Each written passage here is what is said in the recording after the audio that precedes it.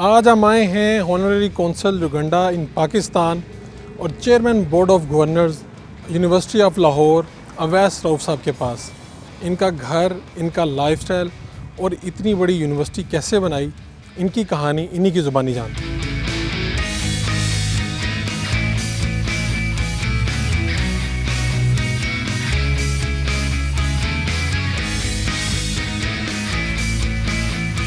دولت، عزت اور شہرت، آپ کی ترجیحات کیا ہیں؟ اس کا سب سے آسان جواب ہے عزت. چونکہ گھر میں ہمارے والد صاحب شروع سے ایجوکیشن کا حصہ تھے اور ہمارے گھر کے اندر ایک پڑھائی لکھائی کا ماحول رہا، تو ترجیحات میں ہمیشہ علم ایک ترجیح تھا، اور اس کے لیے پڑھنا، ڈگری حاصل کرنا، اور اس کے علاوہ ویسے پڑھائی لکھائی، ہمیشہ علم سے تعلق رہا ہے. گھر پہ، دفتر میں، ٹریولنگ میں ہمیشہ پڑھنا لکھنا، کتاب ساتھ رہنا، یہ ایک بڑا پریویلیج رہا کہ میں شروع سے ہسٹری بہت پڑھتا تھا. جب میرا سبجیکٹ جو ہے وہ فائنینس تھا، ہسٹری کا، فلاسفی، ریلیجنز، یہ بہت پڑھنے کا مجھے موقع ملا. اچھا ایک بیک گراؤنڈ بلڈ ہو گیا. لمبے بال اور پھر داڑھی، یہ شروع سے ایسے تھا کہ بعد میں یہ رکھی؟ یہ دونوں آتے جاتے رہے. کبھی لمبے بال تھے میں نے واز ینگ تو داڑھی نہیں تھی، کبھی داڑھی تھی لمبے بال نہیں تھے. تو آج کل ویسے ہی میں نے کہا وہ شوق پورا کر لیا. دونوں ہیں اور پارٹ آف مائی لائف. آپ کی عمر کیا ہے؟ اب میری 46 ایئرز ایج. 46. تو آپ لاکھوں کے، کروڑوں کے یا اربوں کے مالک ہیں؟ میں پرسنل لیول پہ تو لاکھوں کا مالک ہوں. تو بہت کم ادارہ میرا اربوں کا مالک ہے، اربوں خربوں کا مالک ہے. پاکستان کا سب سے بڑی یونیورسٹی ہے، فائنینشلی بھی میرے خیال سب سے بڑا ادارہ ہے. تو لیکن مجھے پرسنل ایسے کوئی ویلتھ ایکیومولیشن کا شوق نہیں ہے. اگر شوق ہو تو بالکل بنائی جا سکتی ہے، لیکن ایسا انٹرسٹ میرا نہیں ہے. اور کبھی نمائش پہ بھی یقین نہیں رکھتے؟ رکھتا تھا جوانی میں. اب نہیں رکھتا. اب کوئی شوق نہیں. یعنی مجھے اگر شوق ہو تو میں ضرور یہ کر لوں، لیکن مجھے انسپریشن نہیں ہوتی اس سے. اب مجھے کیا چیز دکھانی ہے. میں اس عمر میں پاکستان میں بھی اور پاکستان کے باہر بھی اللہ نے عزت دی ہوئی ہے. میرا ایک اچھا اسٹیچر ہے، رسپیکٹیبل ہے. زیادہ تر لوگ جن سے میری جان پہچان ہے ان سے میرا بڑا اچھا رکھ رکھاؤ، ریلیشن شپ ہے. کوشش ہوتی ہے کہ کم سے کم لوگوں کو زندگی میں مجھ سے کوئی تکلیف ہو. تو بڑا اچھا اٹھنا بیٹھنا ہے. سو ایسی کوئی ہے نہیں. پرائیویٹ سب سے بڑی یونیورسٹی ہو گئی، ہاسپٹل ہو گیا، پھر اخبار ہو گیا، پھر سکولز اپنے، آخر آپ کرنا کیا چاہتے ہیں؟ ایک اس کے دو جواب ہیں میرے حساب سے. ایک انسان انڈیویجول لیول پہ اپنے لیے زندگی کی کچھ ایسپریشنز رکھتا ہے، کوئی آبجیکٹیو ہو. ایک وہ ادارے کے لیے، جس ادارے کو ہیڈ کر رہا ہوں اس کے لیے کچھ. تو میں خاص طور پہ میں بڑا یونیورسٹی سے ایسوسیٹ کرتا ہوں. بہت سارے اور بھی پروجیکٹس ہیں، لیکن ایجوکیشن اور ہیلتھ سے مجھے بہت لگاؤ ہے. تو کسی دور میں تھا کہ پاکستان کی اچھی بڑی پرائیویٹ یونیورسٹی ہونی چاہیے، بہت بڑا کیمپس ہونا چاہیے. آپ نے کیمپس دیکھا یونیورسٹی بھی. پھر تھا کہ یہ پاکستان میں اور باہر کی رینکنگز میں ہونی چاہیے. تو جو سوچا، محنت کی، وہ اچیو کیا. میں چاہتا ہوں کہ پاکستان میں صرف ہماری یونیورسٹی نہیں بلکہ اور بھی پاکستانی یونیورسٹیاں دنیا کی ٹاپ 100 یونیورسٹیز میں ہوں، اور دوسرے ملکوں سے لوگ ان یونیورسٹیز میں پڑھنے آئیں. بہترین فیکلٹی ہو اور ریسرچ ہو، انوویشن ہو. تو یہ اب اگلے 10 سال 20 سال کا یہ آبجیکٹیو ہے کہ یونیورسٹی آف لاہور دنیا کی ٹاپ 100 یونیورسٹیز میں آئے. اس میں ٹائم لگے گا، ہو سکتا ہے 10 سال لگ جائیں، 15 سال لگیں. تو یہ ایک آبجیکٹیو ہے جس کو اچیو کرنے کے لیے دن رات ایفرٹ کرتا ہوں. زندگی کی سب نعمتیں آپ کے پاس ہیں، زندگی کا سب سے مشکل دن کون سا تھا آپ کا؟ بہت دن آئے ہیں، مشکل دن آئے، اور کئی دفعہ تو اتنے آئے ہیں کہ وہ احساس ختم ہو گیا مشکل کا. کیا تھا میکسیمم، کیا مشکل تھا؟ چھوٹی عمر میں سب سے مشکل دن آیا جب میں تھا تو میرے والد کو جب پہلی دفعہ ہارٹ اٹیک ہوا. وہ میرے لیے ایک بڑا مشکل دن تھا، کیونکہ میں نے ان کی محنت کی وجہ سے بڑے آسان دن دیکھے ہیں زندگی میں. تو جب پہلی دفعہ ان کو تکلیف میں دیکھا وہ مشکل دن تھا, اور جب بھی ان کو اپنے پیرنٹس کو تکلیف میں دیکھا ہے کبھی بھی, تو وہ ہمیشہ ہی مشکل دن رہا ہے میرے لیے. اور زندگی کا سب سے بڑا اور خوشگوار دن کون سا تھا؟ بہت ساری کاروبار کی کامیابیاں ایسی تھیں کہ بڑی خوشی ہوئی مجھے اس میں, لیکن مجھے یاد پڑتا ہے کہ جو میں پہلی اولاد مجھے اللہ نے بیٹی دی, جب وہ پیدا ہوئی وہ بہت میرے لیے خوشی کا دن تھا. اور آپ کی زندگی کی سب سے بڑی خواہش کون سی ہے؟ میں بڑا پرسنل سا خواہشات ہیں روحانی قسم کی آپ کہہ سکتے ہیں, کہ جو میں شیئر بھی نہیں کرتا کسی کے ساتھ. بہت بڑی زندگی کی خواہشوں میں سے ایک خواہش ہے اپنے, جیسے میں نے پرسنل سی بات ہے, خواب میں اللہ کے نبی کو دیکھا تو میرے لیے وہ بہت بڑی معاملہ تھا, اور میری دل کی خواہش ہے کہ میری ان کے اور ان کے چاہنے والوں سے ملاقاتیں ہوں. کبھی ایسا بھی ہوا کہ آپ کہیں پہ گئے, کوئی واقعہ آپ کے ساتھ ایسا ہوا کہ کسی نے کہا کہ اچھا آپ ہیں اویس رؤف, یونیورسٹی کے پیچھے آپ ہیں؟ جی ہوتا ہے کافی دفعہ. کیا کس طرح کا؟ مجھے کئی دفعہ لوگ ملتے ہیں جو جانتے ہیں لیکن ملے نہیں ہوئے میٹنگز میں, تو وہ پھر ملنے کے بعد مجھے بتاتے ہیں کہ وہ مجھے جانتے ہیں لیکن ملے نہیں تھے. پہلے دفعہ ملے خوش ہوتے ہیں, جیسے زیادہ تر لوگ خوش ہوتے ہیں. میں ویسے بھی ذرا خوشگوار رہتا ہوں, تو اس لیے کوئی ایسی بات تو نہیں, لیکن ہو سکتا ہے کسی ایسی جگہ کسی سے لڑائی بھی ہو گئی ہو جو بعد میں پتہ لگا وہ بندہ بیچارہ. کیا اپنے اسٹوڈنٹس چاہنے والوں کے لیے کیا پیغام دیں گے؟ محنت کریں. زندگی میں معجزات جو ہیں وہ بہت کم ہوتے ہیں, کامیابی محنت میں. اور عام آدمی, سادہ آدمی جس کے پاس کوئی کرشمہ نہیں ہے, میں نے اس کو صرف اپنی محنت کے تھرو کامیاب ہوتے دیکھا ہے. اور میں نے اپنی زندگی میں بھی دیکھا ہے کہ اللہ کی مدد آتی ہے, اس میں کوئی شک نہیں ہے, لیکن انہی کے لیے آتی ہے جن کی نیتیں صاف ہیں.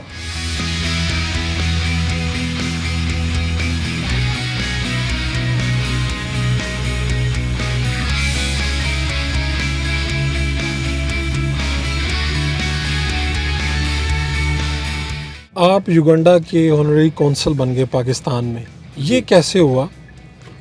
کون سا واقعہ ہے جو آپ کو اس طرف لے آیا؟ وہ جب 2010 میں پہلی دفعہ یوگنڈا گئے تو وہ اوریجنل وجہ جو بنی وہ ایک پروجیکٹ تھا جو organisation of Islamic cooperation OIC, آپ نے سنا ہوگا نام, جی, سعودی بیسڈ آرگنائزیشن ہے.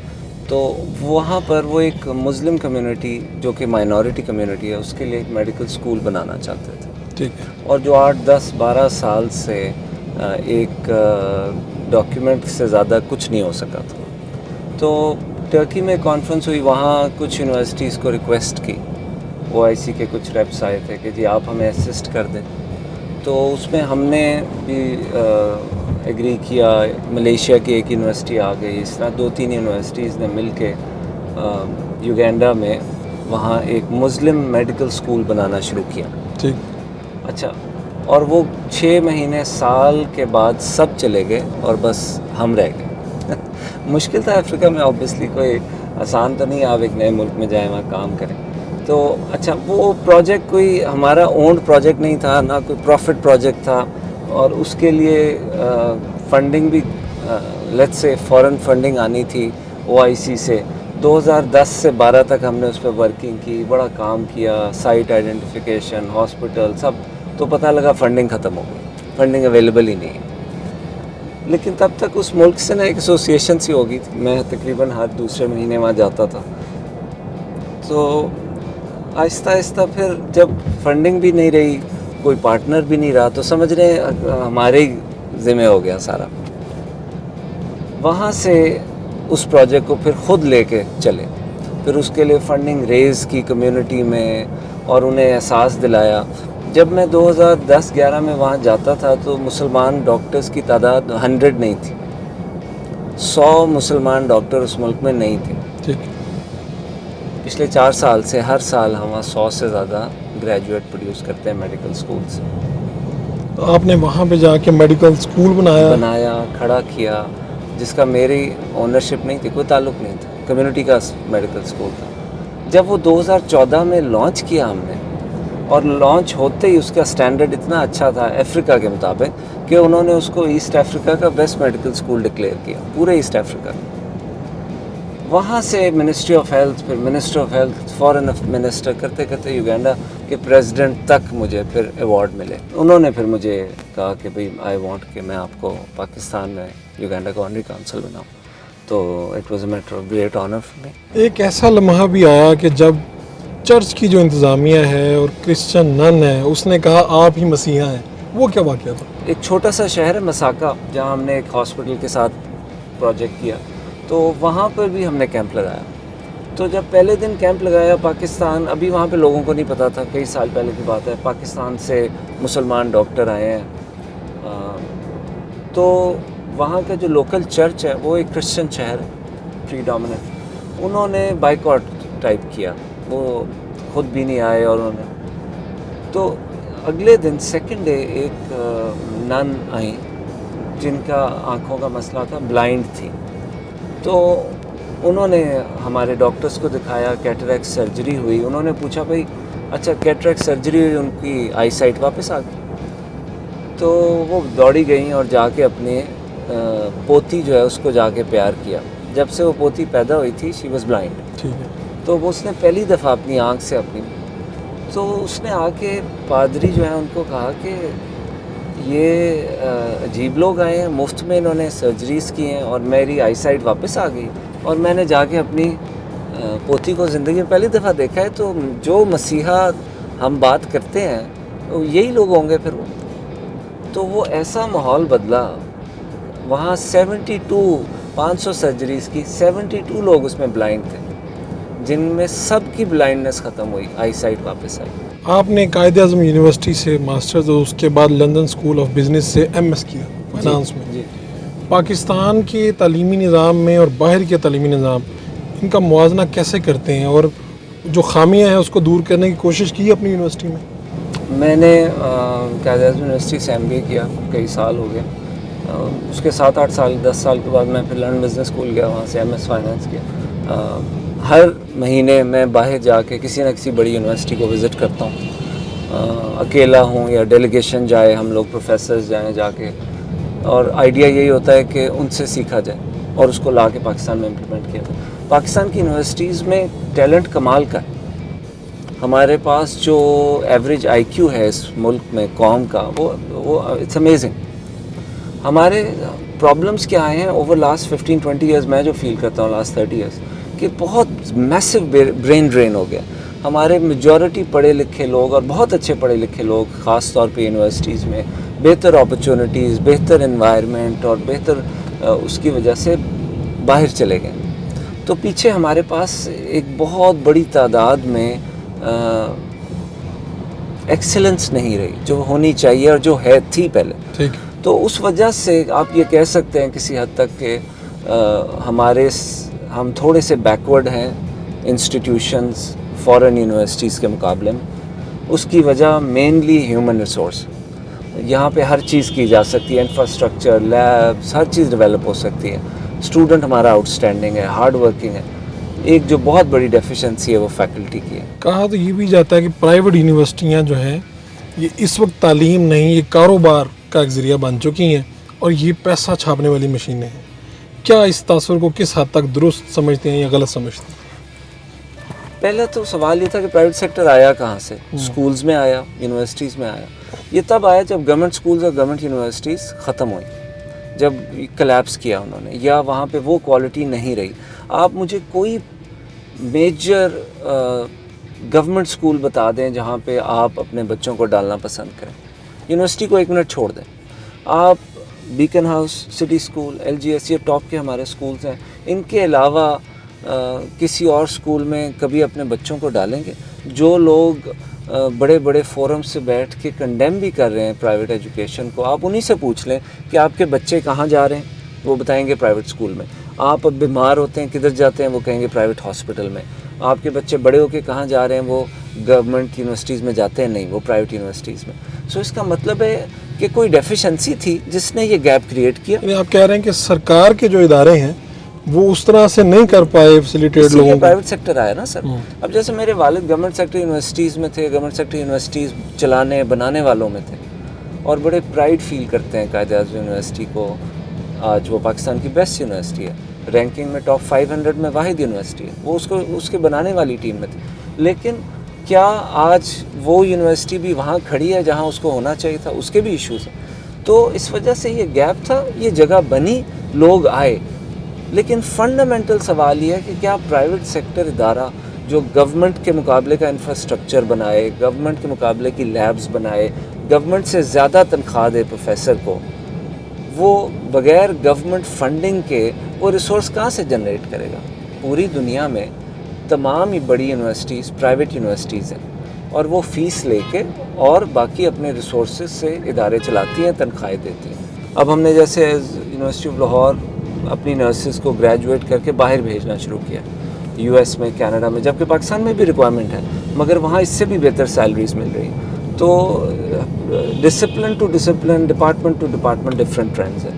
کچھ ایریاز میں اسٹوڈنٹس کو زیادہ پرابلمز ہیں, کچھ کے اندر وہ فوراً ہائر ہو جاتے ہیں. تو یہ ایشو آ رہا ہے, اور ہمارا فوکس اب زیادہ اسی پہ ہے کہ ان ایریاز پہ فوکس کریں جہاں جاب مارکیٹ بھی بہتر ہے, جہاں ہمارا اسٹوڈنٹ اچھی ٹریننگ لے کے جائے تو امیجیٹلی ہائر ہو, ریکروٹ.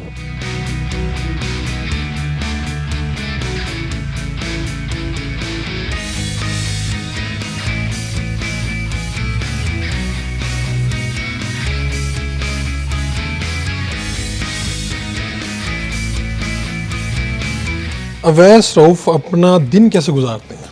بڑا ہیکٹک دن گزارتا ہوں. صبح 9-9:30 بجے تک یونیورسٹی آ جاتا ہوں. کئی دفعہ آتے ہی سب سے پہلے جم کیا, جم کے بعد چینج کر کے آفس سٹارٹ کیا. اراؤنڈ 10 o'clock 10 بجے تک آفس سٹارٹ کرتا ہوں. پھر وہ چلتا ہے تقریباً 7-8 بجے تک شام تک, اور بڑا ہیکٹک ہوتا ہے. میں بڑا انجوائے کرتا ہوں ہیکٹک روٹین کو. آئی انجوائے انگیجنگ پیپل, لوگوں کے ساتھ بیٹھنا, گپ لگانا, سیکھنا ان سے.